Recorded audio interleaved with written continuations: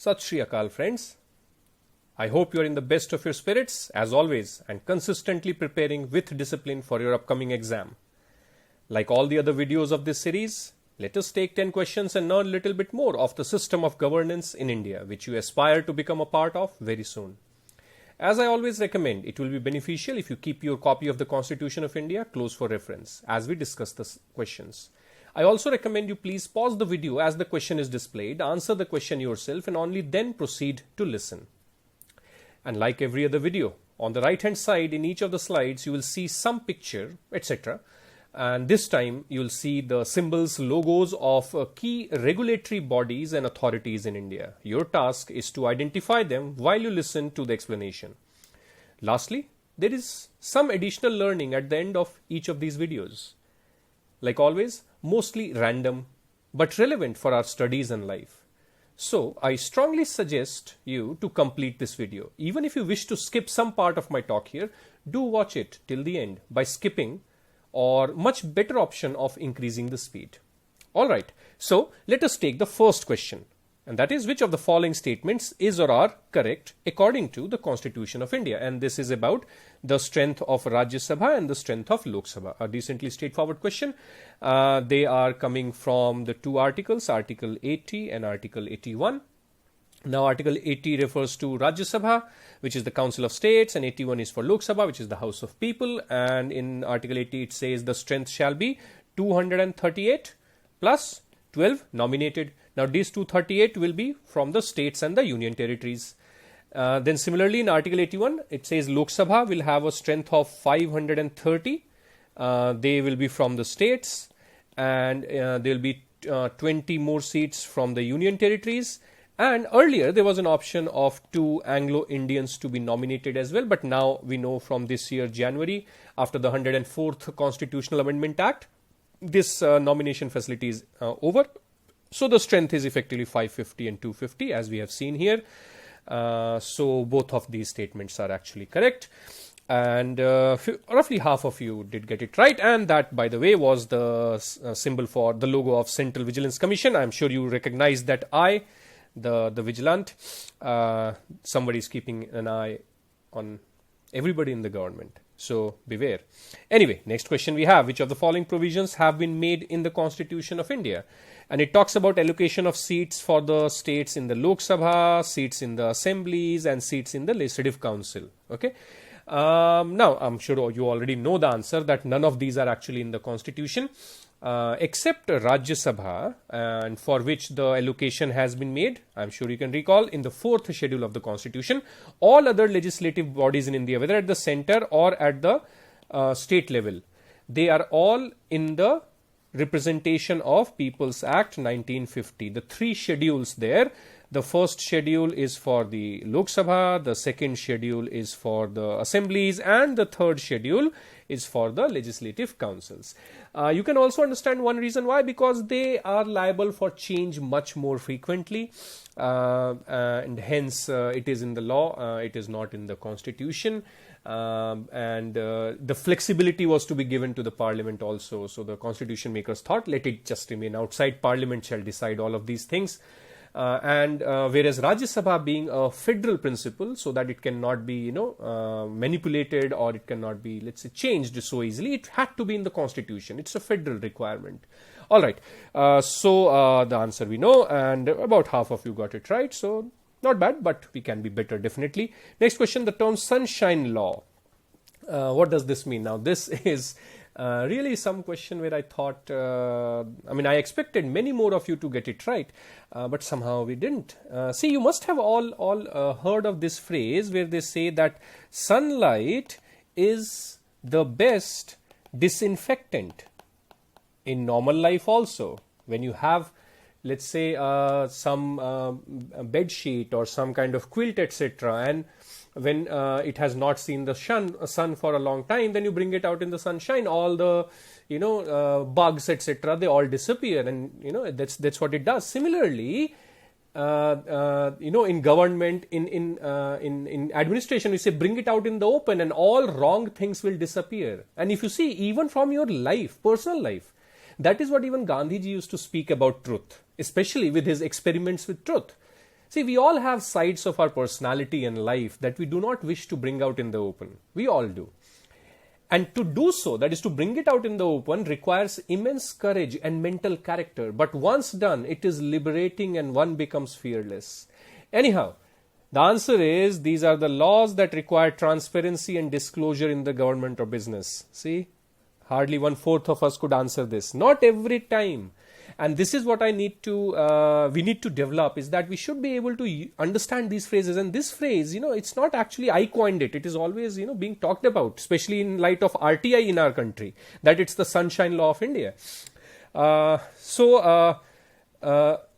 It's not just about having read it, it's also about having the ability to maybe somehow relate these things. All right, so hoping for better tomorrow. Next question. A good citizen's charter should have which of the following components? Now, this I think is what should I call it? The opposite of the unicorn of this video. It's the black hole of this video. Because see the performance. This is mind-blowing, mind-boggling. 8% got it right, and I am sure that even these 8% actually did not understand it well. It just, they somehow derived the answer. This is pathetic performance. And this is a very subjective area, this question also. But that is what is our task, to bring some kind of clarity of understanding even in subjective areas, right? See, let's look at these options. So I'm sure the first and the fourth, even looking at the people who got it wrong, this question, first and fourth is not an issue. Of course, there will be a time frame for service. There will be some compensation if the service is not provided to the standard or within the time, whatever. Now, the other two, where it says expectation from the citizen. Now, this, of course, is there because, a citizen charter is about the citizen. So I have to tell the citizen what is their responsibility. For example, what are the documents they are supposed to submit to get the service? What is the fees they have to give to get the service? They don't just have a right to service without nothing. For example, if they go to get their passport, there is an expectation from the citizen also that they will have a photograph, which will be recent photograph. They'll have a residence proof. They will have whatever, NOC from the police, blah, blah, blah. So that's an expectation I have to set, right? Anyway, so just to help you here a bit, I have got for you the last page of the Manual of Office Procedure from the Department of Administrative Reforms and Public Grievances, what is called DARPG. And this is the last page, and this is, see, you can see here, this is the end of the page, and it talks about a good citizen's charter. So we have already, I just picked some of these things from here, and which I thought you may not have that clarity. So we have to have these expectations from the citizens. It will have details of grievance redressal mechanism, of course, because it is going to help you get some service. But when it says focus on grievance redressal, no, why should I focus on that? That is not my concern. It's grievance redressal is a concern, but citizen charter is beyond grievance redressal also. It is actually creating a setup where grievance should not happen in the first place. And if it happens, then how the redressal will happen. So my focus is not on this. Focus is on service delivery. Okay. So understand these things. Listen to the video again. Go through the document that I just showed you here. And I hope you recognized that logo there. And that's the Forward Markets Commission. If you don't know what they're functioning, spend 5 minutes now. We move on to the next question. The rules for regulating the procedure and conduct of the business of the House of Parliament are made by. Now see the performance here right in the beginning. This is a straightforward provision from Article 118, Clause 1, where it says each house may make rules. That's it. Each house may make rules. So what is the answer? The House. Each house may make rules for regulating its procedure and the conduct of the business. Similarly, under clause 2, there, if you see, it will say that the rules applicable before the commencement of the constitution can be adopted. And it was done so by the speaker and the chairman at that time.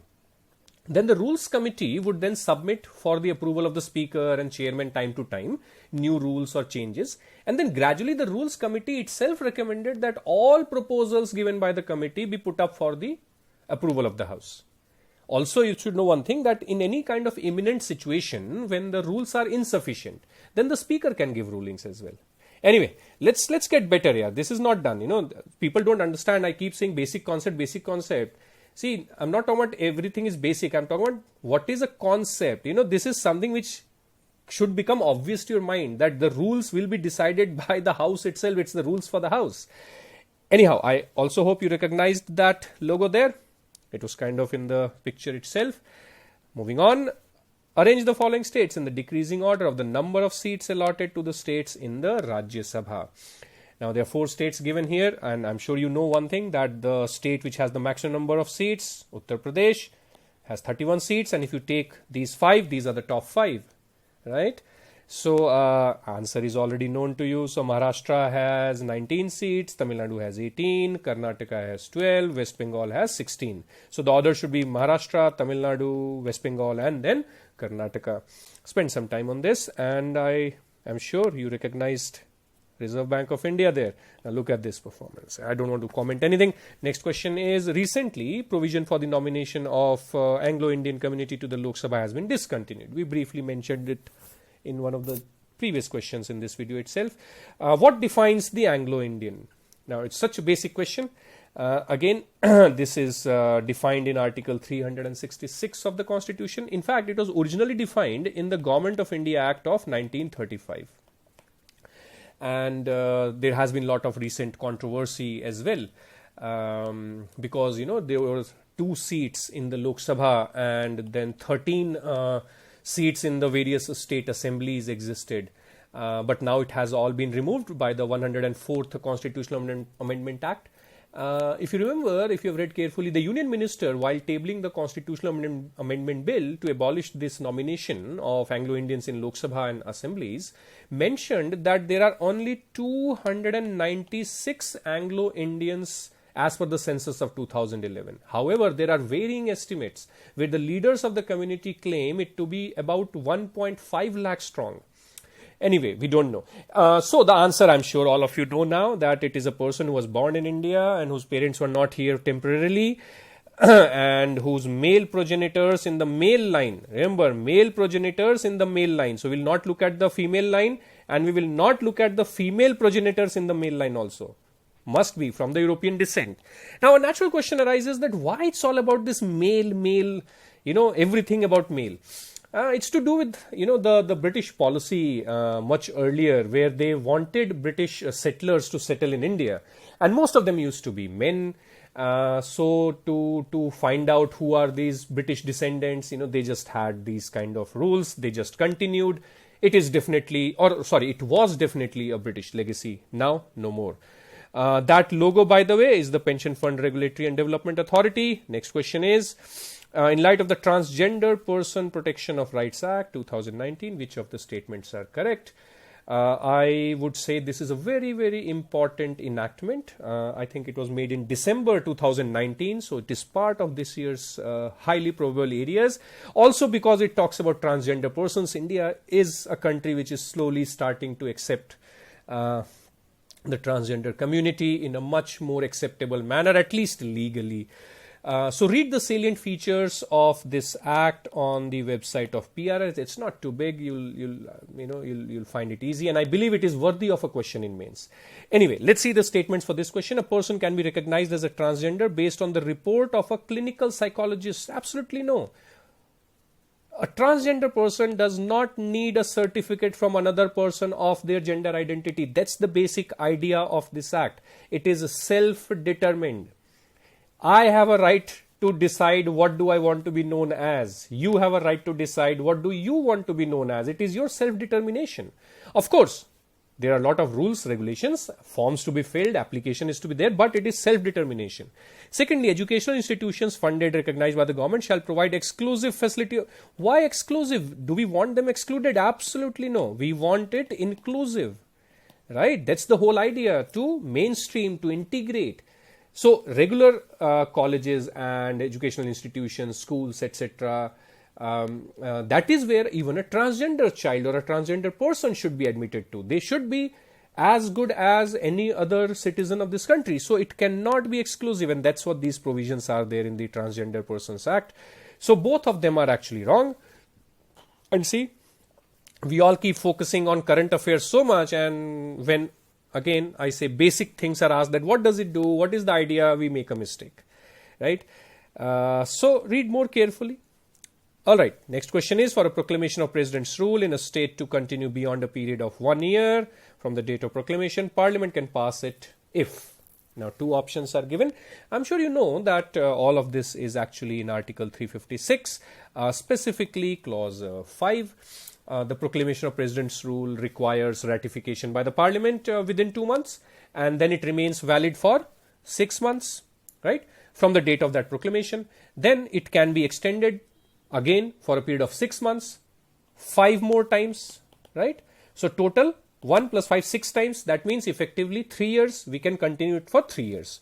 But to extend it beyond 1 year time, and that's what the question is, these two conditions are to be fulfilled. That there must be a national emergency in operation in some part, and election commission should certify that it is difficult to conduct the election. We cannot. So both conditions must be satisfied, and then we can extend it further by 6 months at a time, 2 more years. Now, interesting thing is, President's rule continued in Punjab, during the 1980s, during the time of militancy, for several years beyond 3 years, several years. And there was no proclamation of national emergency. So the first condition itself was not fulfilled. Now it's your task to find out how did that happen. That could not have been unconstitutional for sure. Go and read. And that logo there, by the way, is the National Bank for Agriculture and Rural Development. Its task is mainly financing rural development. Also regulation of the Regional Rural Bank, the RRBs you must have heard. They are regulated by NABARD there, and also the cooperative banks. Okay, so the last question for this video today is this: Rajbhasha Vibhag, that is the Department of Official Language, is part of which ministry? Well, the answer is Ministry of Home Affairs. You all know that by now. It was set up in 1975, and the task is to ensure compliance of the constitutional and legal provisions regarding official language, and also to promote the use of Hindi for official purpose of the Union.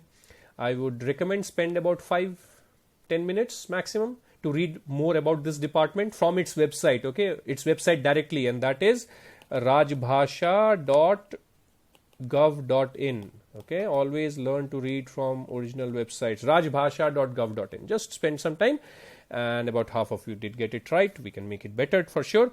As always, the end lesson for you. I've got a Sanskrit shlok in terms of how a student learns throughout the life. The translation is also there. You can read that yourself on the page, on the slide here itself. So I'll leave you with that. But it reads: Acharyat padamadatte padam shishya swamedhaya padam sabrahmacharibhyah padam kalakramena. I hope it made some sense to you. Read it. I'll see you soon with 10 more questions. Till then, take care. All the best.